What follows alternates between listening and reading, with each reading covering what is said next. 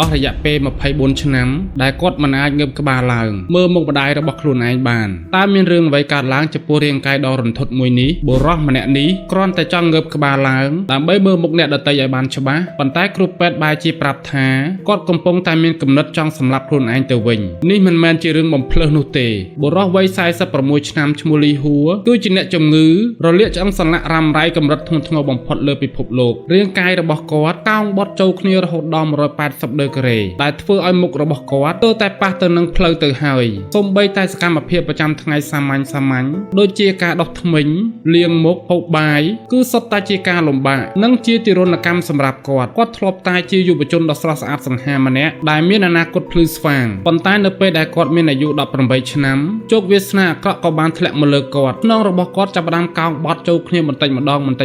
នៅពេលដែលគាត់មានអាយុ29ឆ្នាំក្បាលរបស់គាត់មិនអាចងើបឡើងបានទៀតឡើយជាច្រើនឆ្នាំកន្លងផុតទៅរាងកាយរបស់គាត់កោងបត់ចូលគ្នារហូតដល់90ដឺក្រេហើយនៅពេលដែលគាត់មានអាយុ35ឆ្នាំមុខរបស់គាត់ក៏ត្រូវផ្អឹបជាប់នឹងផ្លូវខ្លាយជាមនុស្សដែលមានរាងកាយបត់180ដឺក្រេទាំងស្រុងគាត់មិនអាចងើបក្បាលនិងមិនអាចគេងរាបស្មើនិងមិនអាចមើលអ្វីផ្សេងក្រៅពីចន្លោះប្រហោងតូចមួយនៅត្រង់ចន្លោះជើងរបស់គាត់ឡើយដោយសារតែមិនអាចមើលថែខ្លួនឯងបានគាត់ត្រូវពឹងផ្អែកទាំងស្រុងលើម្ដាយអាយុ70ឆ្នាំដើម្បីព្យាបាលជំងឺកូនប្រុសម្ដាយរបស់គាត់បានខិតខំសន្សំប្រាក់និងនាំគាត់ទៅរកគ្រូពេទ្យគ្រប់ទិសទីប៉ុន្តែរាល់ពេលទៅដល់មន្ទីរពេទ្យដីសង្ឃឹមដែលទើបតែមានក៏ត្រូវរលត់ទៅវិញម្ដងហើយម្ដងទៀតដោយរកមូលហេតុមិនឃើញទេហានិភ័យខ្ពស់ពេកមានគ្រូពេទ្យណាហ៊ានទទួលវះកាត់ឡើយចម្លើយទាំងនេះបានធ្វើឲ្យម្ដាយកូនទាំងពីរធ្លាក់ចូលទៅក្នុងភាពអស់សង្ឃឹមប៉ុន្តែសំណាងល្អដែលមិនទាន់អស់ផ្លូវម្ដាយរបស់គាត់បានស្វែងរកឃើញគ្រូពេទ្យដ៏ចំណានម្នាក់នៅមន្ទីរពេទ្យសាកលវិទ្យាល័យសិនចិន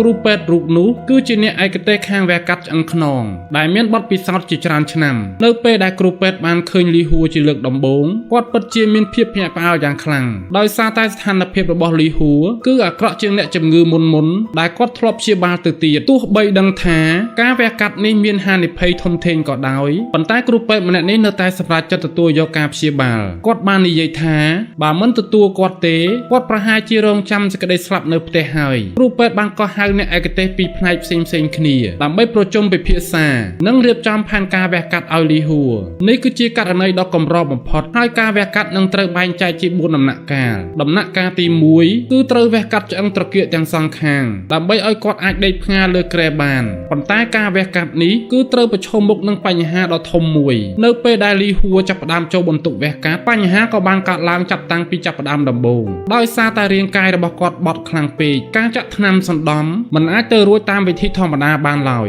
គ្រូពេទ្យទៅរកវិធីសាស្ត្រថ្មីដើម្បីចាក់ថ្នាំសណ្ដំបើមានការផ្លត់ស្នៀតតែបន្តិចលីហួរអាចនឹងបាត់បង់ជីវិតភ្លាមតើគ្រូពេទ្យអាចជំនះឧបសគ្គដ៏ធំធេងនេះបានដែរឬទេតើការវះកាត់លើកទី1ទទួលបានជោគជ័យឬយ៉ាងណារងចាំទស្សនាភាគ2